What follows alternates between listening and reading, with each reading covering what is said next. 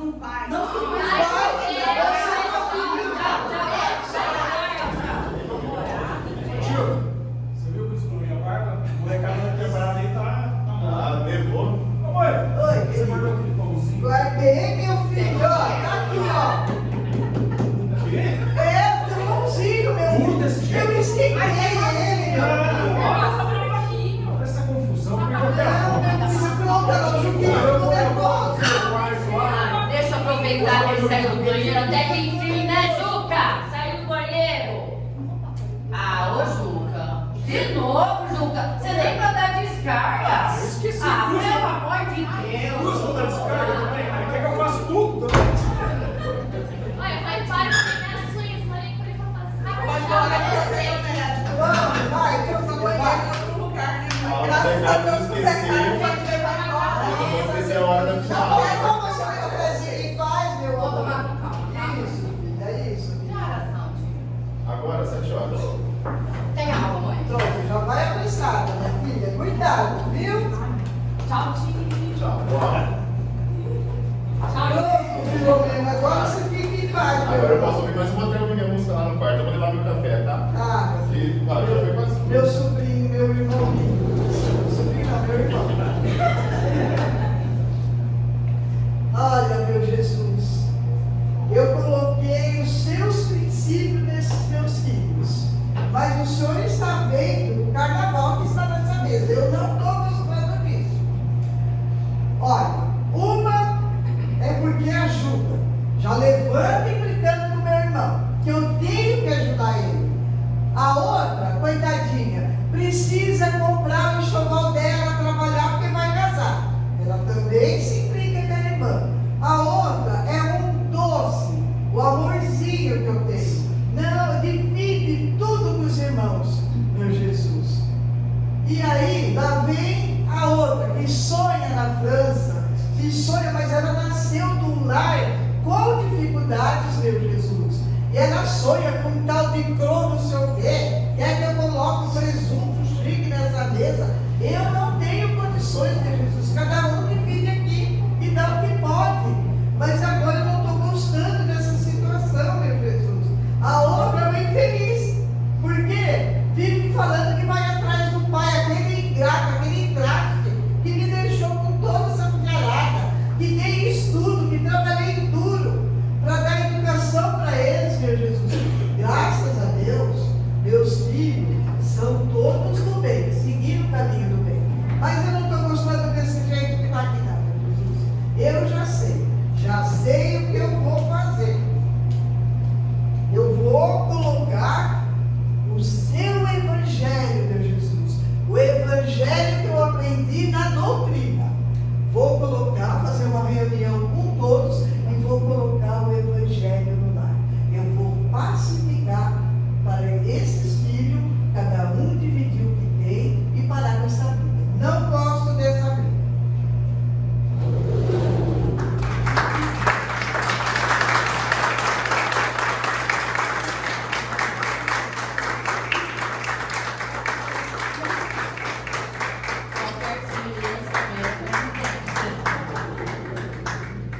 Agora, Ó, meu Juquinha. você esqueceu de falar do Juquinha. Seu filho É, seu filho favorito. Ela realizou o sonho da vida dela, que é o filho homem.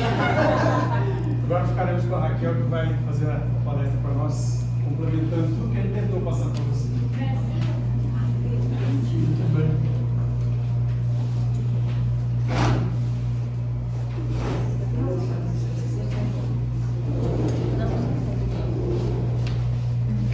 Toca na mão mesmo.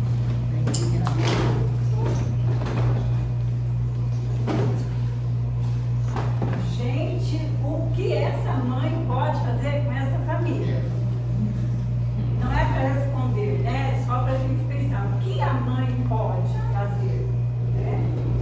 Então, assim, o assunto hoje é as dificuldades dos relacionamentos, que aumentaram muito, absurdamente, né? E nós, que temos alguma consciência do Evangelho, precisamos aprender como é que nós vamos lidar com isso e como nós vamos aprender, porque precisamos aprender. Então nós vamos, cadê o menino que disse que me ajuda? Aí, tá certinho. Esse povo sabe fazer essas coisas, viu? Eu não sei não. A gente, tudo que a gente vai estudar numa casa espírita, a gente parte do Evangelho de Jesus. Porque Jesus, como mestre, é sábio, né? Então, olha aqui, uma das coisas, né? Fazer aos homens tudo o que quereríeis que eles fizessem, porque esta é a lei e os profetas. Por que os profetas? Porque lá nos 10 mandamentos ainda de Moisés, antes de Jesus, tudo que terá, os 10 mandamentos, é fazer para o outro que nem a gente gostaria, né? Ah, tem um que ninguém esquece, né? Não cobiceis a mulher do próximo, né? Então, você não gostaria, para você não faz para os outros. Essa frase de Jesus, que está lá no Evangelho segundo o Espiritismo, no capítulo 11, no item 2, é uma regra básica para resolver qualquer conflito. Qualquer conflito. E no familiar, ele é imprescindível, né? Se a gente for analisar essa mesa de café da manhã, só faltou isso, não é? Só faltou isso, cada um fazer para o outro o que gostaria que o outro fizesse para si mesmo, não é? Ah, então tá, um monte de gente para tomar banho, né? Então cada um acorda numa hora mais cedo, que quando o que era para acordar o mais tarde de todos, que na hora também, ele chegasse no banheiro, estava desocupado, todo mundo na mesa. Mas não, eu quero dormir até mais tarde. Que se dane. Não é esse o termo que a maioria dos familiares usa? Que se dane, né? Faltou essa regra de Jesus, que ele já ensinou para nós há mais de 2000 anos, né? E fazer para a mãezinha o que eu gostaria para mim. Ela que desesperada, tentando manter a calma, né? E o povo não escuta, e o povo fala tudo ao mesmo tempo, e o povo reclama do alimento que ela conseguiu pôr na mesa. Se a gente parasse para pensar como a mãe sente, quando ela vem, arruma a mesa bonitinha, né? Põe o que pode, e os filhos ficam reclamando, a gente não faria, né? Então, assim, a regra de Jesus é só perfeita. Vamos ver? Aê! E aí a outra frase de Jesus também, que nós vamos pensar para conversar hoje, está em João, no capítulo 15, nos itens 12 e 13, onde ele diz, esse é lindo, maravilhoso, meu mandamento é este, que vos ameis. Ninguém tem amor maior que este, que dá a sua vida pelos seus amigos. Aí, gente, aí a coisa pega para o nosso lado, né? O mandamento que Jesus deu para nós, que queremos ser seus aprendizes, é para a gente amar uns aos outros igual ele ama a gente. E aí ele disse, ninguém tem amor maior que este, que dá a sua vida pelos seus amigos. Bom, a gente não dá vida para ninguém. A gente às vezes não quer dar 5 minutos da nossa atenção dentro de casa para um familiar da gente que está irritado, por exemplo, né? O que foi? O que está acontecendo? Por que você já acordou bravo? Não, ó, vai dar tudo certo. A gente não quer, não está afim.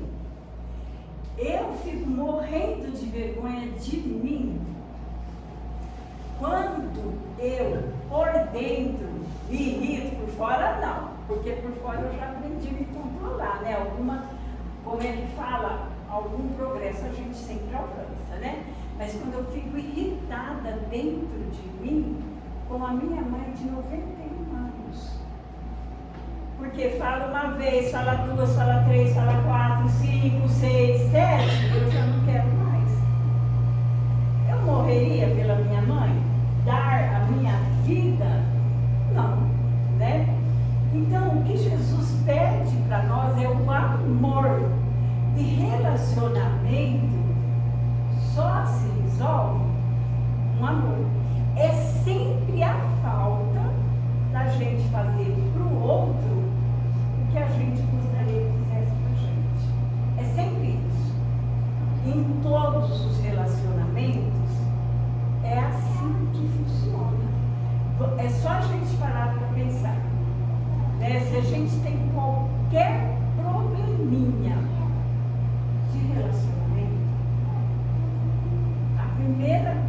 coisa que a gente pensa é a gente mesmo. Oh, mas o que essa pessoa está pensando?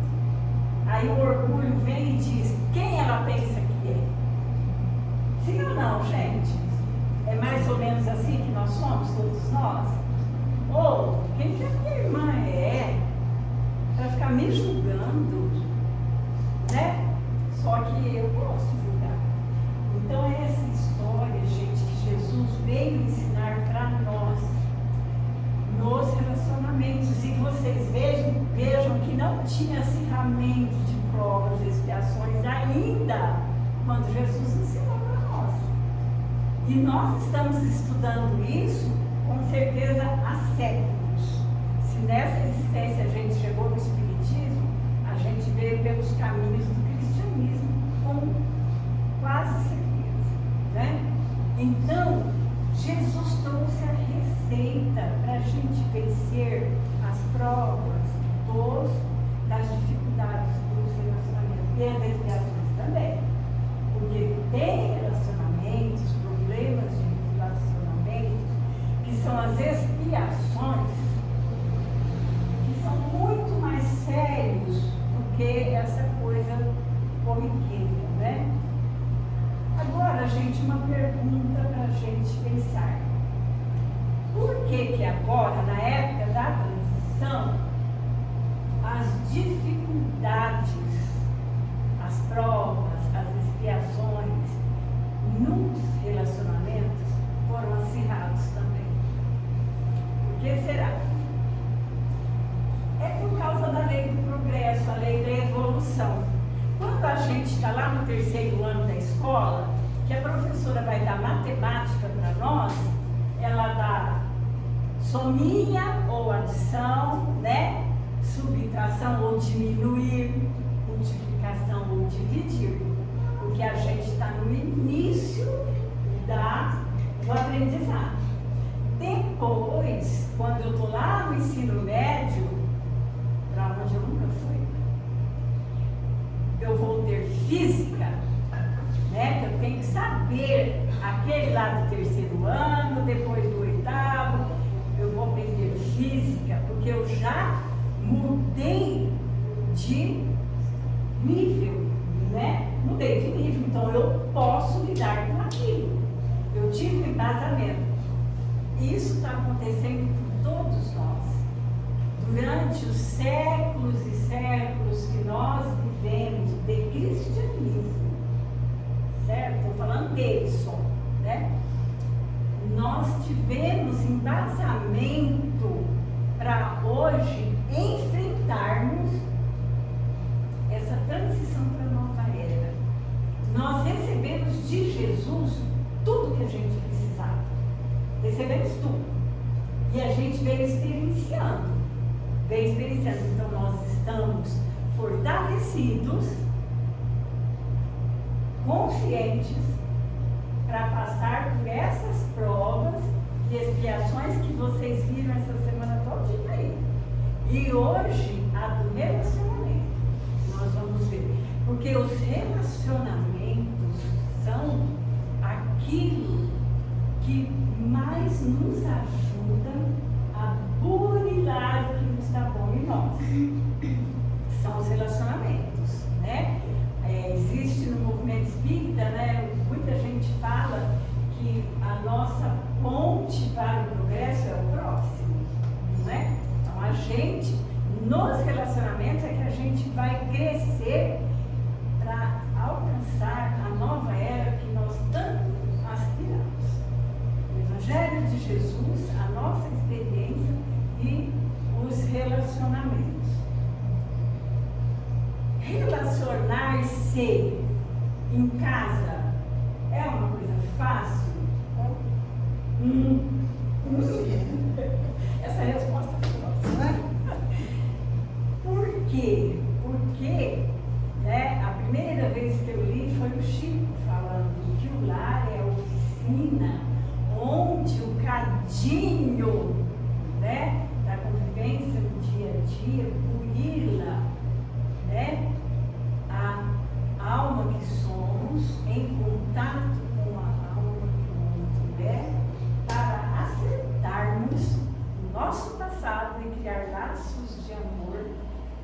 presente e para o futuro, né? Então, a família, normalmente, é onde nós temos as maiores dificuldades. E, graças a Deus, os melhores anjos também, né, mamãe? Então, sempre tem um anjo lá. E aí, é o seguinte... Eu estou caçando o meu ainda. Está procurando o seu? Meu anjo ainda está chegando. É porque você está esperando um anjo com asas, não tem asas. Não tem. Então, É uma construção que eu ainda estou fazendo. Então, as dificuldades no lar, nos relacionamentos, também não são só por isso, não. É porque o povo do lar é com quem a gente mais convive, normalmente, né? A gente convive muito, né? Com o outro lá de fora é mais fácil a gente manter a educação de etiqueta, de cordialidade, porque a convivência é menor, né? Agora em casa não, em casa a hora que eu entro pela porta dentro, aqui é o meu reino, né? E sai de baixo. Geralmente é assim. Nós quando estamos um pouco mais despertos, a gente fica na oração, ô Jesus, hoje não deu certo, eu não fiz direito, mas amanhã eu quero fazer, né? Porque nós ainda estamos dentro do egoísmo, estamos dentro do orgulho. Não é fácil, não é simples, mas é possível, certo? Então, agora nós vamos conversar um pouco sobre os tipos de relacionamentos, né? Aí a gente começa aqui com a família, né? Porque os meninos aí já começaram brilhantemente. Deixa eu ver se eu acerto aqui, gente, se não. Aê! Na família, dá pra todo mundo ver ou eu estou atrapalhando vocês? Não, né? Aí eu coloquei ali assim, ó, o egoísmo gera comportamentos. Com o egoísmo, a gente age no instinto. A gente não age, a gente reage, né? Igual aqui, um berra, o outro berra mais alto ainda, que você não é melhor que eu que tenho direito do banheiro, eu que estou com pressa, porque você não ia casar hoje, não, a outra ia para o médico, né? Então, o egoísmo gera comportamentos, né? Que é a indiferença, a raiva. Só dentro de casa a gente expressa a raiva. Expressa. Sentir a gente pode sentir, né? Só dentro de casa. Exigências, como se nós tivéssemos o direito de exigir algo de alguém, né? A intolerância, a exasperação. A gente fica exasperado por tudo e por nada dentro de casa, uma pilha, né? E isso é gerado pelo egoísmo. Agora, se a gente vai lá naquela parte de Jesus que a gente está vendo ali agora mesmo, muito lindo, né? Da caridade. Olha os comportamentos dentro da casa, como que é? Compreensão, paciência, colaboração, renúncia, perdão. Renunciar dentro de casa, né? Como assim você comeu biscoito? Eu quero é biscoito, eu não vou comer tudo, né? Então, a gente não renuncia o mínimo dentro da nossa casa. Essa mãe estava renunciando, né? Nem sentou para comer, ficou só acalmando o triunfo aqui. Então, a casa deve ser para nós um lugar sagrado. Nesse lugar sagrado é que a gente vai treinar aquele sentimento. Ah, eu não tenho ainda. Ah, não mesmo, né? Todos e perfeitinho ninguém tem. Mas a semente dele, a gente tem. Porque nós somos filhos de Deus e Ele plantou em nós. Nós temos a semente da caridade dentro. Então nós vamos trabalhar dentro da nossa casa. É isso, né? E aí, todo mundo é ruim dentro da minha casa, né?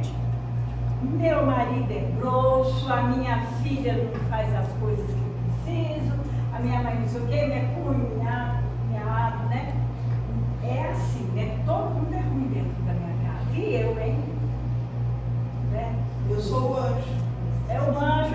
viu? Tem uma junto.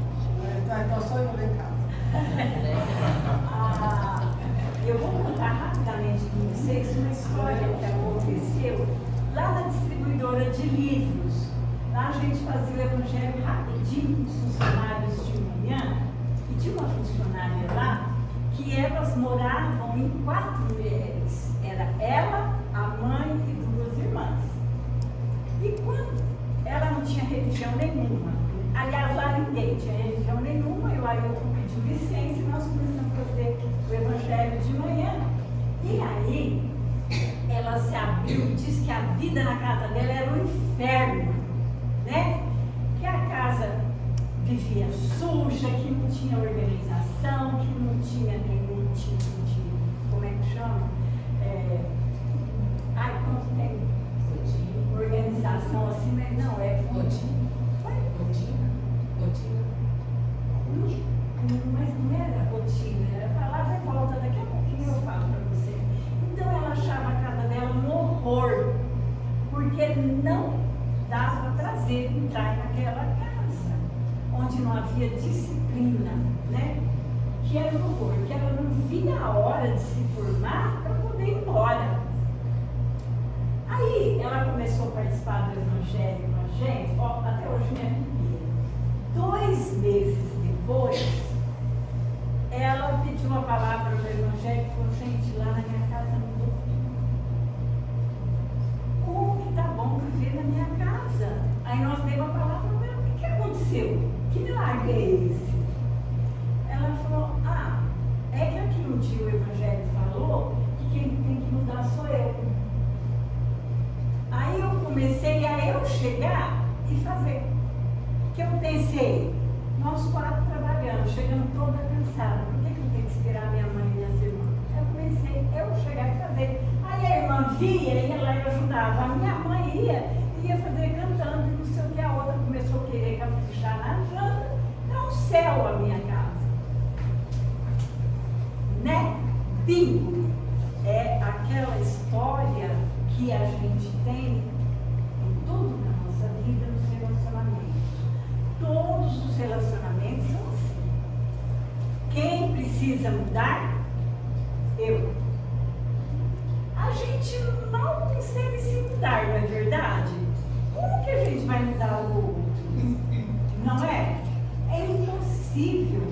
Por mais que eu leia o evangelho para eles, não adianta não. Por mais que eu leia o evangelho para eles, por mais que eu ore por eles, eu não consigo mudar a pessoa. A mim sim. Dá um trabalhão. Eu não sei de vocês, gente, mas quando eu conheci a doutrina espírita, eu estava esperando a minha filha, que fez 48 anos. Aí, lendo a doutrina espírita, eu descobri que eu precisava pegar uma dificuldade por vez e trabalhar seriamente nela para me vencer. Eu escolhi uma. O que vocês acham da minha cara? Consegui? Não. Quer dizer, eu estou no caminho, eu já melhorei muito. Eu achei que eu precisava adquirir a paciência. Aí eu comecei parando de gritar, comecei falando mais baixo, comecei escutando as pessoas de olhos fechados quando eu não aguentava mais, né? E aí depois eu passei para assim, tá, então tá. Aí a Beca, minha filha do coração, falava: tia, eu sei direitinho quando você está no ponto de estourar, você fala: tá bom, então tá. Então, eu fui fazendo pequenos exercícios e ainda não sou paciente. 48 anos, gente, como que a gente pode cobrar algo do nosso irmão? A gente tem que mudar o que a gente pode, incentivar o outro com respeito, com carinho e seguir a nossa parte, não é? Aqui naquela mesa, gente, essa família, né? Se cada um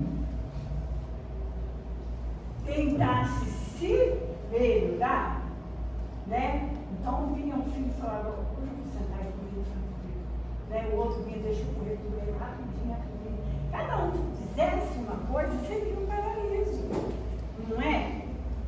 comida podia ser escassa, podia não ter croissant, cadê meninas croissant, né?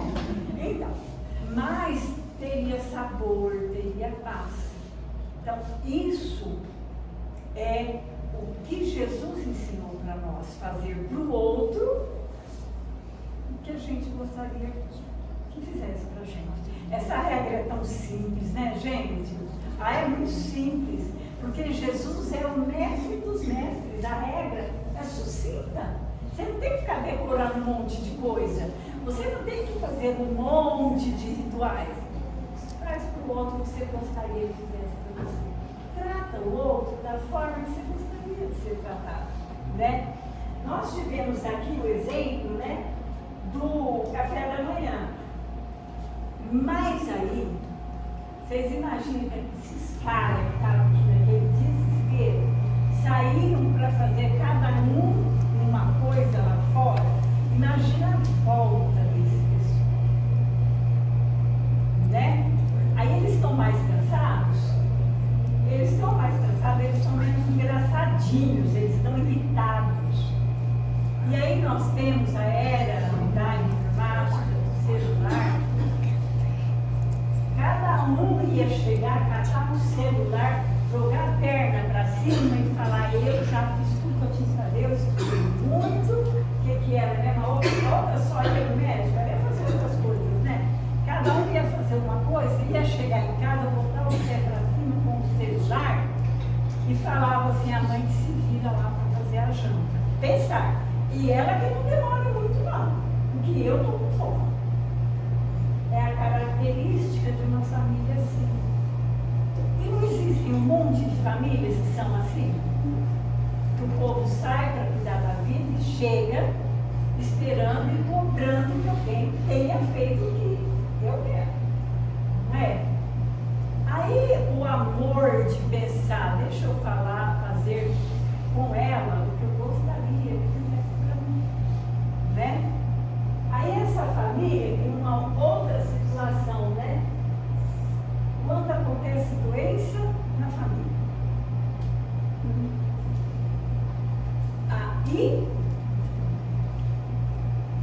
Aí é uma provação. Porque o doente é um, mas a família toda está envolvida. E aí é a hora que fica eu não tenho tempo, eu não posso, eu não aguento isso, eu não consigo ficar lá na rua 2, 3 horas, eu não tenho paciência para isso, né? Eu não vou lavar essa roupa vomitada, não vou mesmo. Eu tenho certeza que todo mundo se enxerga em uma ou outra dessa situação, ou recebendo, ou... Aí a gente se põe no lugar do doente, que não está bom, que está se sentindo mal, que está desconfortável e tem que passar por essa humilhação da família, mostrando quanto que é difícil te aguentar doente, né? Agora, se for uma doença longa, aí precisa entrar, gente, lá na realidade, né? E ir para a renúncia. O moço falou que eu apertava aqui, entrava uma luzinha, mas eu não achei não. Lá na renúncia, né? Nesse tempo, eu vou renunciar de tudo que eu sonhei para cuidar dessa pessoa enquanto ela precisar. É fácil? É simples? Jesus falou que não seria simples. Ele falou: no mundo tereis aflições, mas tem de bom ânimo. Eu venci o mundo. Foi o que ele falou. Tudo que a gente vê na nossa vida, gente, de vivências, a gente tem que pôr as palavras de Jesus. Porque tentar ser cristão é isso. Jesus não é para a igreja, Jesus não é para o centro espírita, Jesus é para a nossa vida, né, irmão? Temos que tentar lembrar. Nem que seja só para de noite se arrepender porque não deu certo, né? Mas, fala. E quando, né, vira para a gente e fala assim: mas você tem evangelho, você é lá da casa espírita.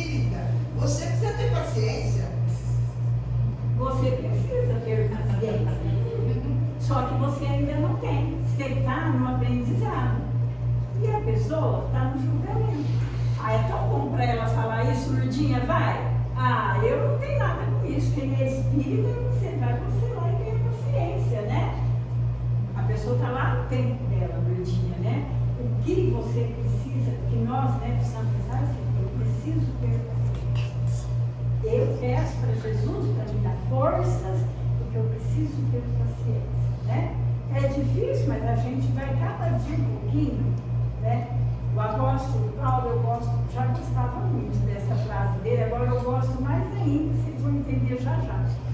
O apóstolo fala que a gente precisa caminhar, nem que seja 1 centímetro por dia, não é centímetro que ele falou, não. Mesmo com os joelhos desconjuntados. Agora meus joelhos andam tão desconjuntados, né, que eu ando tudo num canto daí. Mas 1 centímetro por dia, gente, não é fácil para ninguém. Para ninguém. Agora, tem uma outra dificuldade que essa, a coitada da mãe que passa tanto, meu Deus do céu. Mas até que tem muita fartura nessa mesa, viu? Muita fartura. O povo é que é muito exigente. Quando chega a dificuldade financeira na família. Esse caso, eu não sei se todo mundo aqui já passou, mas é bom a gente pensar por causa das pessoas com as quais a gente convive e por causa da necessidade do outro, né? Necessidade do outro. Quando falta o emprego, tinha 2 desempregados nessa família, com 0 vontade de trabalhar, hein, gente? Ai, não. Um desempregado procurando emprego dá alegria, né? Mas essa cara sua, pelo amor de Deus, não tem mais nada. Daqui 4 meses eu vou fazer outra entrevista. Minha nossa! Coitada da mãe, se fosse eu teria desmaiado. Mas quando falta emprego na família, quando fica difícil comprar o necessário, quando a gente não sabe mesmo, gente, como eu pago esse mês a conta da luz, do aluguel, isso, e sobra dinheiro para comer 10 dias. Gente, essa é uma tribulação verdadeira na família, porque não é só a necessidade. A necessidade dói, mas a discórdia vem. Essa é a pior parte. A discórdia vem. Porque ninguém ou poucas pessoas estão dispostas a fazer para o outro o que ele gostaria que fizesse para ele. Não, pai, olha, fica tranquilo, você vai arrumar emprego, vai dar certo, se Deus quiser. Enquanto isso, eu vou pegar serviço extra à noite, vou fazer assim. Ó, mãe, não, fica tranquila, nós vamos fazer isso. O meu irmão, ó, vamos fazer assim. Sentar e conversar, buscar soluções que está lá do lado de lá, né? A colaboração, compreensão, né? Está lá do lado da caridade. Não é uma coisa muito fácil. Não é uma coisa muito fácil. Principalmente se falta dinheiro, porque nós somos extremamente materialistas. É duro dizer isso para nós espíritas, mas paremos para pensar, durante 24 horas, quanto tempo nós dedicamos ao espírito que somos? E quanto tempo nós dedicamos ao corpo que temos? Nós somos materialistas, né? E aí mexeu no dinheiro, mexeu no conforto, a gente pula para o lado de cá. Aí a gente vem para a raiva, para a exigência, para a intolerância, e aí se a gente é dependente de um pai ou de uma mãe, coitado deles, né? Está passando por uma prova que não é fácil, nada fácil, e a colaboração fica difícil de chegar. E o que nós podemos fazer na família nesse momento, né? Vamos colaborar, vamos ter paciência, vamos ver como é que resolve Se a gente precisa buscar ajuda, vamos, né? Contar para vocês. Eu já passei necessidade de ter que pedir comida na porta da casa dos outros. E fui. E grávida, de barrigão, né? E não foi humilhante. Não foi humilhante. Porque meu marido é um trabalhador. Ele não estava trabalhando porque ele fez uma cirurgia, tinha 3 meses de repouso e ele não era empregado, trabalhava, né? E eu estava grávida, não ia conseguir emprego, uma coisa ficou preta lá na minha casa. Mas a gente se amava tanto, eu confortava tanto ele, bem não. Você vai ver, eu vou arrumar emprego. E eu arrumei. Fui na loja pernambucana e falei para eles, eu estou grávida, me contrata. Eu fico aqui até, eu faço um contrato, no 8º mês eu peço demissão. Trabalhei. Aí meu marido já estava trabalhando, aí eu comprei o enxoval da filha, e é uma alegria, gente. Está vendo a diferença que é? É a gente fazer pelo outro que a gente gostaria que fizesse. Tudo está baseado no Evangelho de Jesus. Tudo, absolutamente sim. Se a gente, eu falo que o Evangelho de Jesus deve ser o roteiro para nortear a nossa vida. Toda dificuldade, toda dúvida, lembra do que Jesus falou.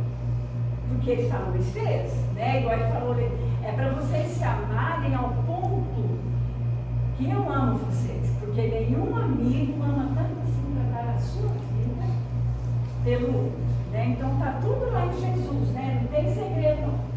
Agora nós vamos passar, gente, para nosso relacionamento na nossa comunidade mais próxima. Qual é a nossa comunidade mais próxima? Os vizinhos, né? Os vizinhos. Nossa rua, nosso pequenão. Como nós somos com os nossos vizinhos? Ao menos gentis? Eu sou. É? Eu me dou muito bem com meus vizinhos. Ainda bem? Peço sal, vou lá, quando faltam as coisas, não tem vergonha não. Vizinho, dá um sal aí pro meu caboclo. Eu amo meus vizinhos. Que bom. Ai, eu amo. Agora, quando a gente não tem amizade com os vizinhos, que só fala bom dia, boa tarde, você está bem e tal, eu sou assim. Meus vizinhos, tirando uma amiga da casa espírita que eu já tinha antes de mudar para lá, meus vizinhos, oi, bom dia, boa tarde, tudo bem? Tudo certinho aí? Eu sou assim. E aí, quando o vizinho vem e empurra todo o lixo do quarteirão inteiro para bem na frente da garagem da gente. Aí você tem vontade de pegar uma mangueira e espirrar na cara dele. É. Pegar uma vasilha e ir lá pegar, pôr no saco e levar no lixo. Não é?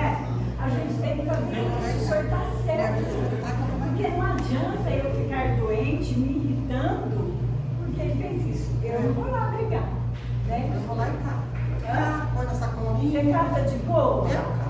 Todo mundo aqui cataria de boa, gente. Não, né? Ai, que bom, colega. Não, eu cato, eu estudo Eu evangelho. sou muito honesta, eu cato. Oxe, viu, irmã? Eu estudo evangelho. Ou se cato, ainda fala, pode ver, vem também. Joga a folhinha aqui que eu cato. Eu estou aprendendo o evangelho, tem que ser pra catar. Catadinha. Se ela joga ali, ela não tem ideia de que. Então eu vou lá e cato. Sem brincadeira. E hoje, tinha lavado minha frente ontem. Hoje de manhã que eu fui lá, tudo jogado. Falei, oh, meu Deus, vai eu com essa colinha. É isso aí, não é assim que você disse? Que a gente tem que aprender todo dia? Que a gente nem que for sangrando? Eu vou lá com essa colinha, cato, vou lá, lavo de novo, porque eu amo minha vizinha. E os seus relacionamentos, os nossos relacionamentos servem para ensinar mesmo, né? Tá certinho. Agora, mesmo que a gente não tenha esse amor, mesmo que a gente não tenha amizade, mesmo que a gente...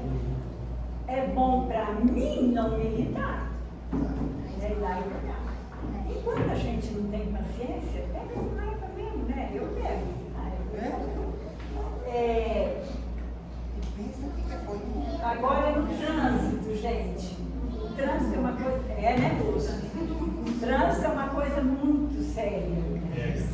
gente pega, que nem essa família aqui, ó, sai tudo atrasada correndo, pega o trânsito, todo mundo pega 10 para 7. Exatamente. Ah, não é, ó, todo mundo sabe das coisas, né?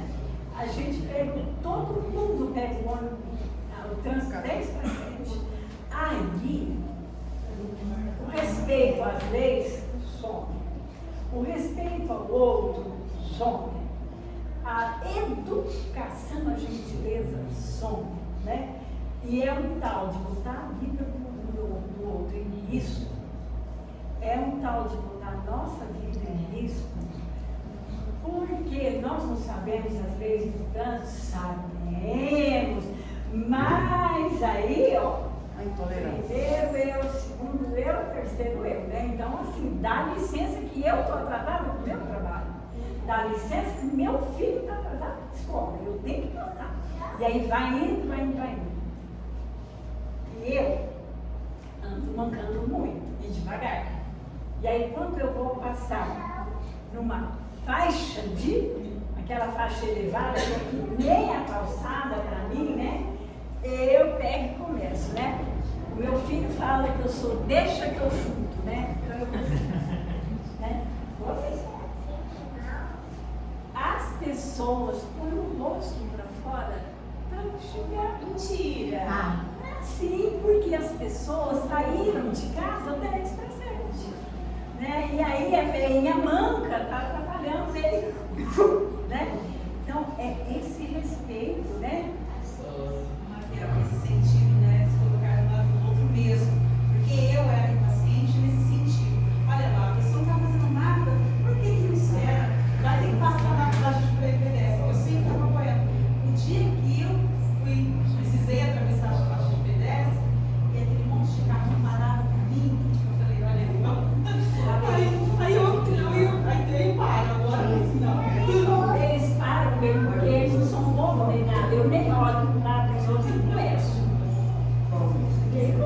Né? Então, gente, vê como são coisas simples, mas que atormentam a gente, porque a gente se irrita, né? Ganha gastrite, sobe a pressão, né? Por uma coisa, a gente quer 1 minuto, né? Nem que 1 minuto, né? Então, a gentileza no trânsito, a paciência, o seguir a lei de trânsito faz parte dos nossos relacionamentos. E ali também se aplica a regra de Jesus. Faça para ele o que você gostaria que ele fizesse para você. Você não respeita a lei, você imagina que você vai respeitar Jesus. Não, mas é nós, né, que temos que fazer. A regra é eu que preciso mudar, né? Eu escuto as pessoas falarem, esses velhos que não tem nada para fazer, o que vai fazer na hora dessa?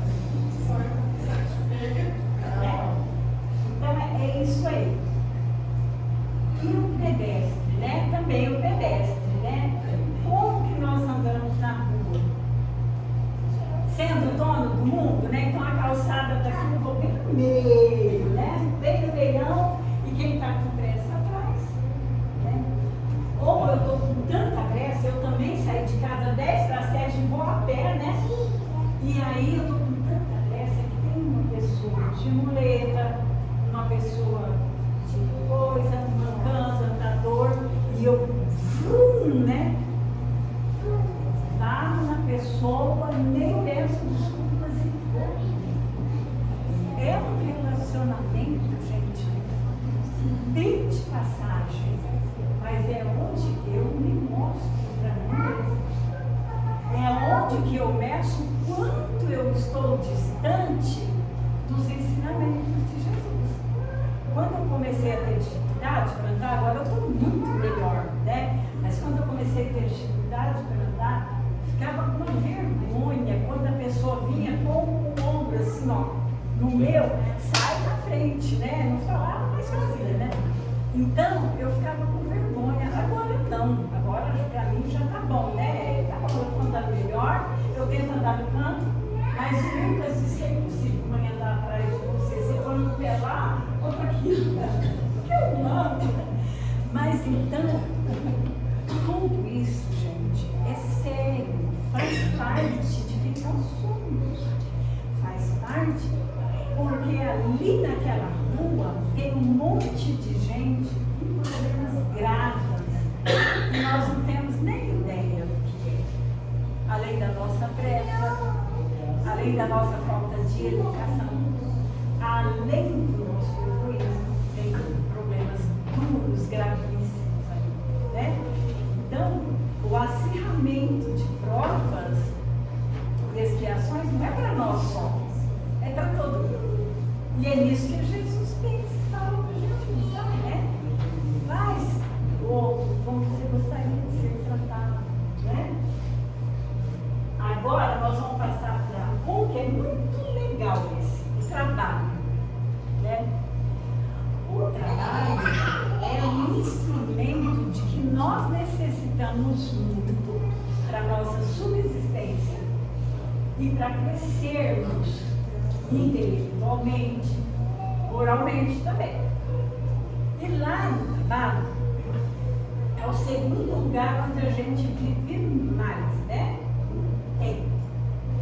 E lá no trabalho é onde tem a chance também dos relacionamentos ferverem. Né? Relacionamentos fervem. Ali se declara com muita frequência a disputa, a inveja, os companheiros preguiçosos que encostam, que deixam o outro, né? Ali é complicadinho. Bom, mas vamos ver o que nós podemos fazer, né? Nós precisamos do trabalho. Temos a bênção de estar empregados. É uma bênção.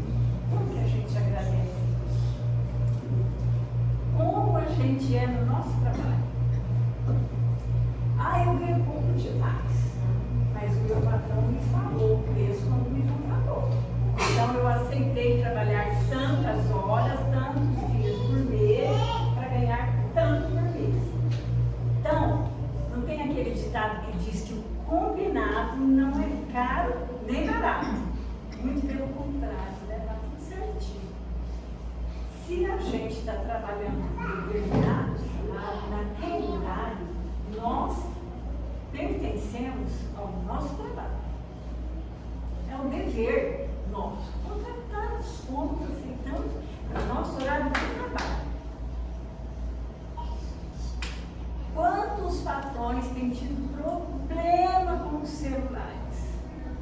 Problemas. Os funcionários somem com o celular. É para trabalhar 8 horas, trabalham 3. A gente só pensa na gente, né? Que eu sou empregado, ele é rico, né?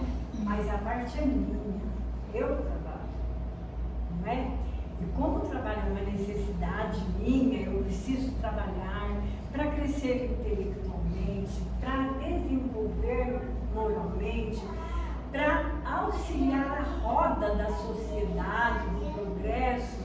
Eu preciso ser grata pelo trabalho que eu tenho. E a forma de eu ser grata é fazendo a minha obrigação, o melhor que eu puder. E aí, como é que trata os companheiros de trabalho, os colegas, como que convive com o patrão? Se fosse Jesus, Jesus falaria. Uma grande novidade, né? Faz para ele o que você gostaria que fizesse para você. Né? Então o patrão te contratou, você presta o seu trabalho na melhor maneira que você puder. Lá no Evangelho da Distribuidora, as meninas abriram os olhos desse tamanho quando eu falei que a gente roubava quando ficava 15 minutos parado. Que é isso? Bom, porque esses 15 minutos o Ailton está pagando. Mas foi um auê, sabe? Porque a gente não está acostumado a pensar no outro. Ainda mais empregado, né, gente? A gente sempre tem uma reportinha com o patrão, né? E se não fossem os patrões, como é que a gente teria emprego, né? Pensa bem. E o colega, gente? Se o colega pega.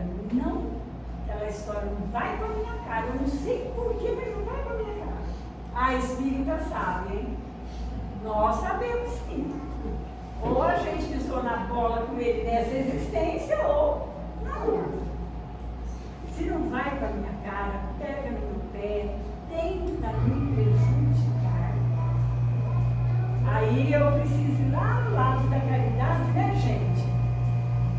Compreender, ter paciência para colaborar com ele quando ele precisar. Não foi isso que Jesus fez, gente? Amanhã é sexta-feira santa, porque uma vez, há mais de 2 mil anos atrás, nós colocamos o mestre dos mestres na cruz, depois de tudo que ele fez por nós. E lá na cruz, o que ele fez? Pai, perdoa-os, eles não sabem o que fazem. Aí a gente fica de futrica com um companheiro de trabalho e deixa ele se ferrar, né? Que a gente fala, meu bom, agora quero ver, faz sozinho. Gente, vocês conhecem essas expressões que eu estou falando ou eu estou só pegando a pior parte? Não, né? É a nossa posição, não o tempo todo, claro que nós temos muitas coisas boas, né? Mas estou falando das nossas dificuldades nesse tempo, né? Com as provas e as expiações. Então, se eu preciso trabalhar muito, trabalhar pesado, trabalhar exaustivamente, né? A lei de Jesus diz que é para eu dar o meu melhor, né? E fazer tanto o patrão quanto o colega da melhor maneira que eu puder. É assim que a gente vence as provas, fazendo isso, né? E vence de leve, mas a gente fica ainda agarrado no passado, arrastando por peso, né? A gente fica agarrado no passado e arrasta por peso, né? Agora vem a melhor parte de todas, né? Que essa diz muito respeito a nós. Provas e expiações na casa espírita. Sei que a senhora não ia falar sobre isso. É porque eu sou meio boazinha, deixei pro final. Acaba logo, né? Eu ia estar aqui, está sendo ali. Obra. Não tem problema não. Não tem, né, velho? Tudo com beijinho, né? Não tem problema de relacionamento? Aqui no Japão não tem.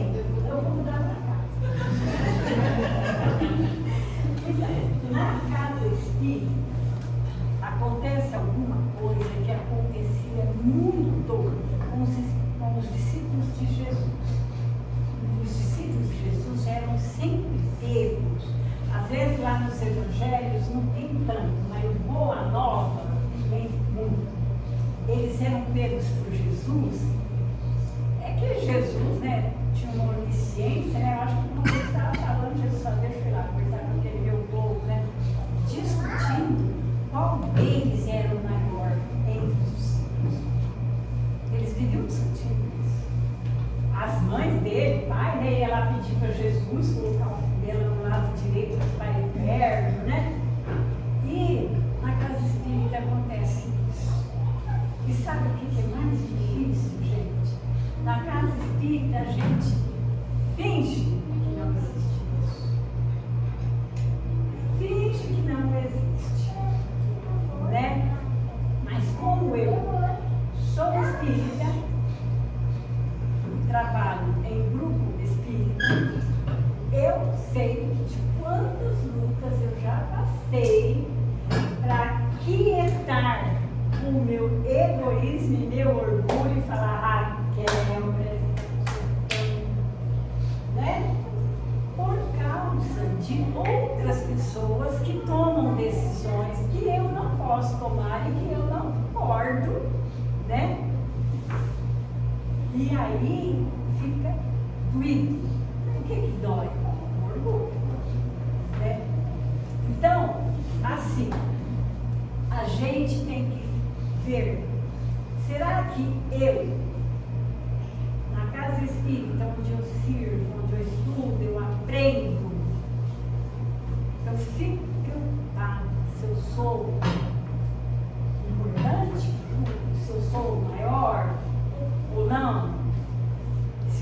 bota reparo em mim ou não, eu sou assim.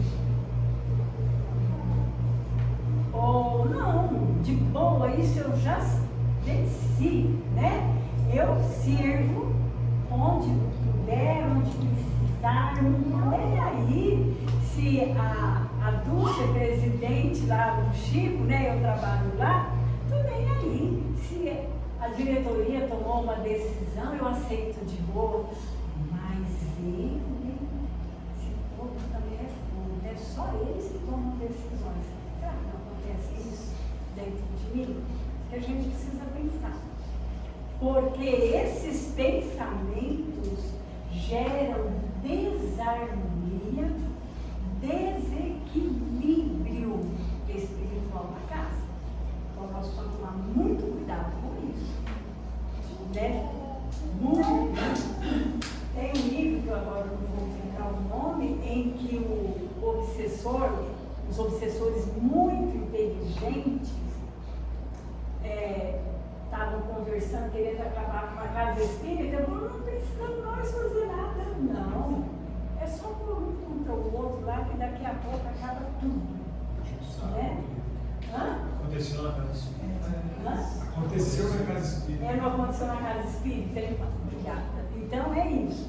Então as perguntas que eu coloquei aqui para nós, até os discípulos de Jesus que estavam ao lado dele dia a dia, tinha isso, gente. Não é ser o maior, mas qual é a importância que eles dão para mim? Ah, eu não sou importante, né? Ai, porque me tiraram de tal coisa. Se me tiraram de tal lugar que eu gostava, eu vou lá e pergunto, né? O apóstolo Paulo tem um negócio que ele mandou para uma das igrejas na epístola dele, ele falou assim: se você tiver alguma coisa contra o teu irmão, igual no caso, né? Mexeram lá com o que eu fazia. Se tem alguma coisa contra o teu irmão, procura o teu irmão em particular. E só tu e ele resolvam entre vocês. E você terá ganhado o teu irmão. Olha que coisa, né? Tão prático, né? Mas a gente não vai lá e não conversa com a pessoa que fez a mudança. Aí eu vou lá e falo para a Ludinha: Ludinha, você viu que chato? A Dulce nem perguntou para mim, já fez isso. A Ludinha fala: nossa, a Raquel está falando mal da Dulce, vai falar para outra. Vai falar... Gente, isso se chama maledicência. E nós fazemos isso na casa espírita, ou não? Aí a casa começa a passar por sérios problemas. Degringolam-se trabalhos de anos, né? E está acontecendo isso demais. Isso é prova e expiação que está acontecendo muito em casas espíritas. A gente vê casas espíritas enormes, que fazem um bem enorme para a comunidade fechar por causa disso. Porque as trevas fora de nós está bem organizadinha para a gente não chegar logo na nova era. Eles estão bem organizados. Aí a gente deixa a nossa treva interior crescer por causa um do outro, não é? Então, a pergunta é: quando há alguma divergência na nossa casa espírita, que tipo de pessoa que eu sou? Eu sou aquela pessoa que fico e continuo servindo? Ou eu sou aquela pessoa que fico, mas fico com o pé atrás, criticando todo mundo que está fazendo? Ou eu sou aquela pessoa que só abandona o trabalho? Vocês não abandonaram, não, né? Porque estão tudo aqui, obrigada. Mas então, gente, essas situações na casa espírita são coisas muito sérias. A gente é espírita, sabe e acredita que nós temos aqui uma falange enorme de espíritos nos amparando, nos dando suporte, e que também tem vários deles por fora, sendo contidos, e por dentro esperando ser tratados, não é? Nós sabemos de tudo isso, mas muitas vezes a gente acha aqui dentro, entre nós, como se nada disso existisse. Né? Preciso parar de falar, né? Eu posso continuar. Mas eu vou começar.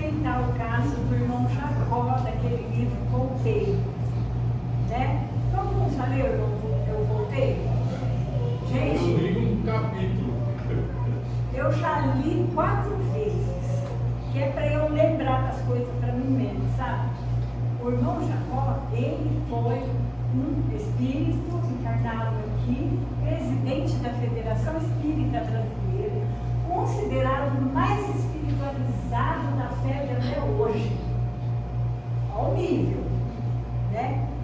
Aí quando ele desencarnou, ele teve uma recepção maravilhosa pelo bem que ele praticou, né? Na folha de serviço externo. Gente, leiam, vale muito a pena, na nossa biblioteca de 2. Aí, ele teve aquela recepção, crianças cantando, muita coisa linda, né? Mas ele acabou tendo que entrar em contato consigo mesmo. Quando ele chegou no lugar que ele ficaria ainda, né? Ele ficou envergonhado, porque ele foi recebido por espíritos com luz. Espíritos com luz, né? E ele só tinha uma sombra de uma luzinha roxinha, assim, não tinha nada. Aí ele ficou envergonhado, né? E ele não era rebelde, ele não ficou manifestando, não. Ele ficou envergonhado. Deus, o que eu não fiz? Né? O que aconteceu? E aí, o espírito que estava ligado a ele para reintroduzir no mundo espiritual, levou ele, começou a levá-lo para os trabalhos. E no meio de um determinado caminho, quando ele já estava fortalecido, foi permitido a alguns espíritos obsessores encontrar-se com ele.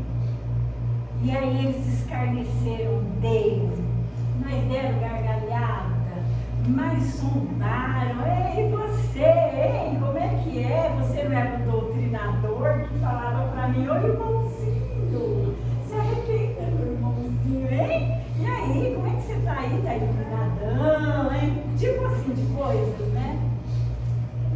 E ele ficou envergonhado demais com aquilo, e ele ficou como se fosse nós aqui deprimido, né? E aí, depois que passou a situação, né? Tem um lance lá do perdão, que quando ele perdoou, assim deu uma luz nele. Mas eu não lembro se foi nesse momento ou depois da conversa, viu, gente? Vocês vão todos? Ele, numa das viagens que ele foi sozinho, numa situação, quando ele foi recolhido, numa situação bem interessante, tinha uma professora. O livro não fala a religião dessa professora. No grupo que ele foi recolhido, essa professora emanava luz. E ele, mentalmente, ficou incomodado. E o irmão Andrade fala para ele, Jacó, tipo assim, ele percebe que estavam lendo o pensamento. Depois que ele melhorou, depois de um determinado tempo, ele está indo numa viagem sozinho.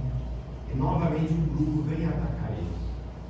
E na hora que esse grupo vem atacar ele, pela primeira vez, em vez de ele sentir raiva, tristeza ou vergonha, ele teve amor. E ele ora sinceramente por esse grupo. E aí ele vê uma luz enorme e esse grupo se afasta. E aí ele olha para trás procurando de quem tinha vindo a luz. A luz era dele mesmo. Porque pela primeira vez ele orou por aqueles irmãos que o atacavam com amor. E aí, qual que tinha sido, obrigada, viu? Qual que tinha sido o problema dele, gente? Ele era mesmo bom trabalhador, mas ele era médium na reunião única, ele era orientador, treinador. E lá é muito fácil a gente falar, né? A gente fala. Para mim é fácil, não também estou, mas assim, né? Para quem sabe, e pode. Só que quando ele saía dali fora, os espíritos, os irmãozinhos, acompanhavam. E aí, percebia os pensamentos dele, via algumas atitudes dele que os espíritos não viam, né? Então, é por isso que ele não tinha toda a vida, né? Porque é claro que não tem mesmo, né? Ele já tinha conquistado um monte de coisas, né? Mas então, ele foi uma bênção, uma luz para a Federação Espírita Brasileira. Mas nós precisamos aprender com ele, acender a luz em nós, né? Os bons pensamentos, os bons sentimentos, né? sempre pensar primeiro no outro. Gente, pensar primeiro no outro não é viver para o outro só. É se colocar no lugar dele. Não é verdade? Se colocar no lugar dele. Bom, gente, olha, dá tempo deles perguntarem? Eles trabalham uma hora. Se eles quiserem. Alguém quer perguntar ou comentar alguma coisa, gente? Eu só falar uma coisa, de tudo que você falou agora, de fazer pelo outro, chama empatia. Tem que Se você ter está no lugar do empatia. outro, se você tem que estar no lugar do outro, isso se chama empatia. Antes de você chamar para si alguma coisa boa, chame para ele. E a empatia gera a compaixão, né? Que leva a Você gente chama tudo de bom. tudo de bom. Mais alguém, gente? Eu queria fazer uma pergunta. Você falou assim que você trabalhou na questão de ter paciência, né? Eu estou tentando há muito tempo. E como que você faz no dia a dia para você manter esse equilíbrio? No dia a dia, toda vez que eu estou em ponto de bala, eu falo, Jesus, faço isso, Jesus. Ou Maria, você entende? Eu estou cuidando da minha mãe com Alzheimer. Né? A gente nunca teve um relacionamento amoroso, entende? De respeito só. E aí, que quando eu fico na vida, é o Alzheimer ou é falta de amor, né? Que eu começo a querer julgar para eu poder ficar impaciente, né? Eu falo, Jesus. E uma coisa que eu estou me lembrando muito, muito agora, depois que eu comecei a estudar para Semana Espírita, foi em outubro. Depois que eu comecei a estudar aqui, eu pus a... Vamos ver se eu acerto, mocinha. Eu peguei isso aqui para pensar de todas as formas, né? Ninguém tem amor maior que esse que dá a sua vida pelos seus amigos. Aí eu paro e penso, gente, Jesus deu a vida por nós. Quem sou eu para não ter paciência com a minha mãezinha velha doente, né? E assim, paciência consigo mesmo também, no caso. Aí você pensa assim, fala Jesus, eu vou ficar o dia inteiro, Jesus, Jesus. Vou pensar no seu evangelho. Daí você vai pensar, vai ficar assim então. Mas Jesus é sério demais que Jesus e Maria, quando você pronuncia o nome deles, pensando neles mesmo, sabe? Não só, ai, Jesus, né? Não, mas eles socorrem na hora. Na hora. Me dá uma paz quando eu estou para explodir. Que eu falo, Jesus, assim, me dá paz na hora, porque eles socorrem na hora mesmo. Pode ter certeza. Viu? Raquel, eu acho interessante você falou isso, porque já me socorreu tanto. Eu, assim, meu filho tinha mania de sair e ficar na rua e eu tenho coração, né? E eu tinha uma música que falava muito de Maria, da Elizabeth Lacerda, e eu fazia uma oração para Maria, daqui a pouco, ó, Que bênção, é. mas, gente, olha, foi muito. Maria é a nossa mãe. Jesus deu Maria a nós como mãe. Foi ele que deu. Ela é a nossa mãe. A gente pode pedir e confiar. Vai dar. Pois não? Não sei se ajuda muito a pergunta dela. Tem uma diferença de falar Jesus e conectar com Jesus. Vou dar um exemplo. Eu acredito de uma forma diferente do Espírito. Não estou julgando. Vou dar um exemplo. Eu já vi pessoas falar assim, ó, a mão de Jesus é pesada. Vai acabar com a vida dela. Essa pessoa não está conectada com Jesus. Ela está falando. E, gente, é muito comum pessoas que acreditam que Jesus vai destruir os inimigos dela. Essa pessoa fala com Jesus, mas não se conecta. Quando ela não se conecta com Jesus, não precisa nem falar, pensar, pedir ajuda. Uma humildade. Olha, eu não estou dando conta, Jesus, me ajuda. Pensamento, mas a gente tem que se comunicar. Tem que ter humildade que eu preciso de ajuda. Porque se eu falar o nome de Jesus achando que eu não preciso, o meu pensamento vai subir meio. E às vezes uma pessoa simples vai lá e faz com o coração aquele pensamento de Jesus e o pensamento dela vai lá em cima. Tem um exemplo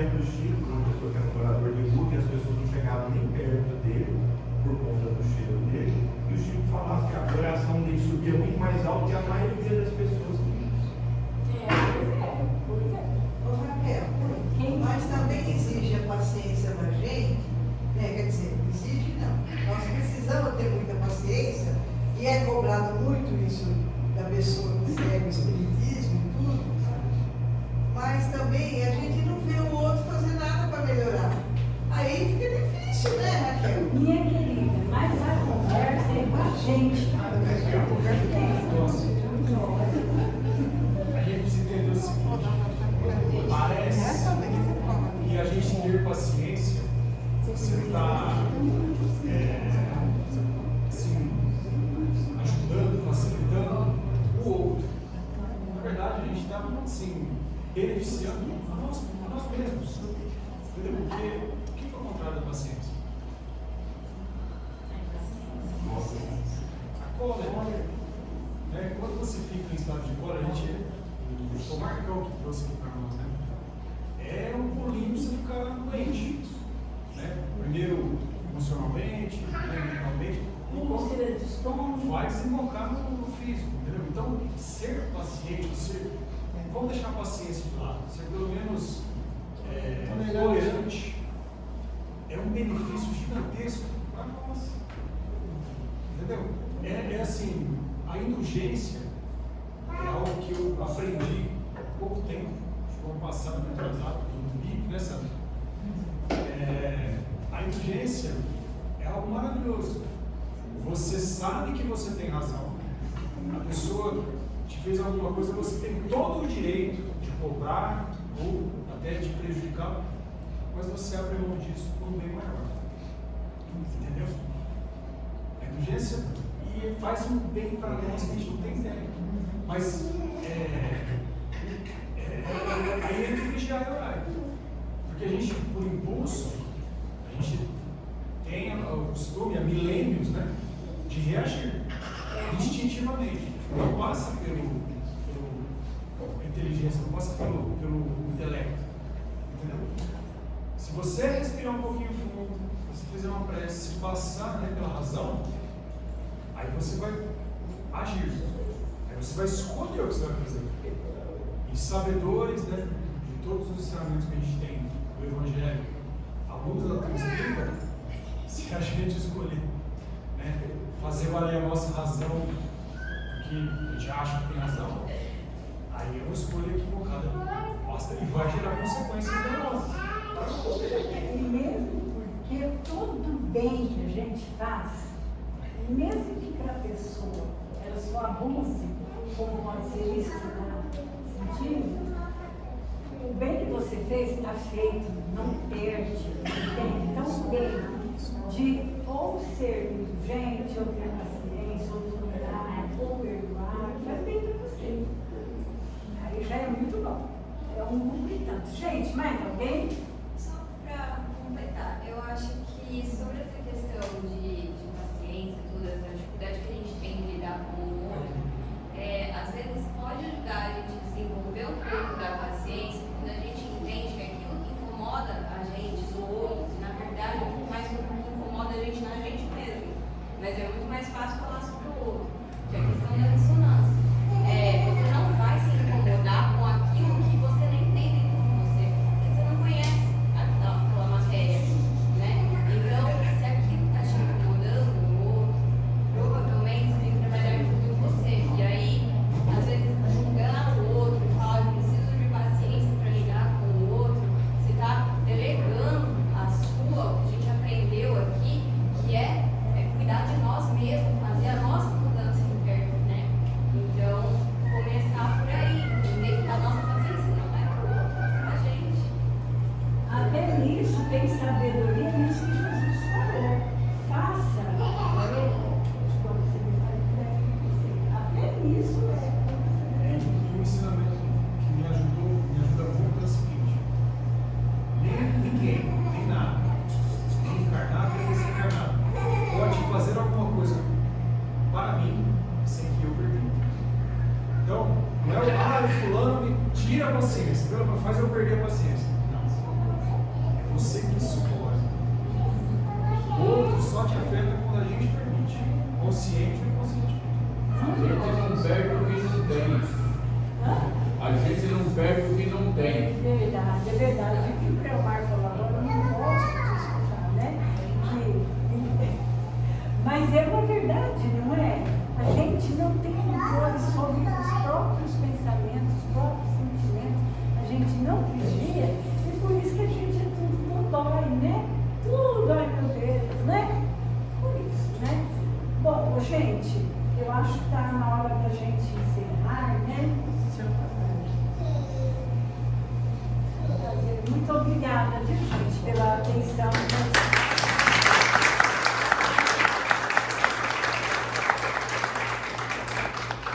Isso porque ela não queria falar, né, Mara? Isso porque você não queria fazer palestra, né, Raquel? Ah, não, gente, não mesmo. Porque eu não sou palestrante. Eu falo sobre o evangelho, sabe? Eu não tenho técnica de palestra. Foi uma luta para eu aceitar o que eu conversava. Pode aceitar mais. Mas foi um prazer. Ótimo, tá bom demais. Vamos então fazer a prece. Vamos agradecer a Deus, nosso Pai, de amor e de bondade, e a Jesus, o nosso mestre querido, e aos espíritos protetores desta casa, coordenadores deste trabalho, pelas bênçãos desta noite. Gratidão, Jesus, pela sua presença entre nós, através dos seus mensageiros. Gratidão, porque nesta casa hoje nós sentimos o amparo espiritual, nos dando este ambiente maravilhoso, harmonioso, onde todos juntos tínhamos o mesmo pensamento de aprender juntos sobre as suas verdades. Abençoa e protege essa casa e todos os seus trabalhadores, e abençoa Jesus e proteja e ampare com misericórdia a nossa terra